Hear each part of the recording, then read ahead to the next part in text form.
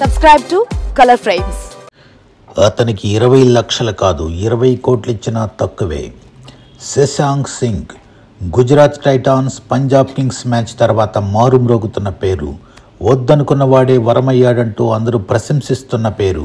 200 పరుగుల గుజరాత్ భారీ స్కోర్ను చేయలేక ఓడిపోతుందనుకున్న మ్యాచ్ను ఒకే ఒక్కడు పోరాట యోధుడిగా నిలిచి చివరకంట ఆలు పెరగని వీరుడిలా గెలిపే లక్ష్యంగా 4లు 6లతో పరుగులు సాధిస్తూ ఒక ప్రక్క వికెట్లు పడిపోతున్న జంకకుండా పంజాబ్ని గెలిపించిన విజేత శశాంక్ సింగ్.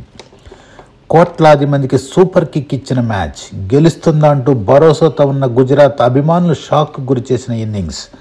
29 బంతుల్లోనే 6 4లు 4 6లతో 61 పరుగులతో అజేయంగా నిలిచి ఒంటి చేత్తో మ్యాచ్ను లాగేసుకున్న ఈ శశాంక్ సింగ్ ఎవరా అంటూ ఇప్పుడు అందరూ వెతకటం మొదలుపెట్టారు. ఇతను పంజాబ్ జట్టులోకి వచ్చిన నేపథ్యమే నాటకీయం. అతని ఎంపిక వేలంలో గందరగోళం. మొదట పంజాబ్ శశాంక్ సింగ్ను వద్దనుకుంది. అతని పేరు వేలంలోకి రాగానే 20 లక్షలకు పాడుకుంది. తర్వాత మేము కోరుకున్న శశాంక్ ఇతను కాదు, మాకు వద్దు అంది. అప్పటికే వేలం అయిపోవడంతో ఇక తప్పనిసరి పరిస్థితుల్లో అతను ఉంచుకోవాల్సి వచ్చింది. ఆ తర్వాత శశాంక్ను ఆహ్వానిస్తూ ఎక్స్లో పంజాబ్ పోస్ట్ పెట్టింది. మేము కొనాలనుకునే ఆటగాళ్ల లిస్టులో శశాంక్ ఉన్నాడు.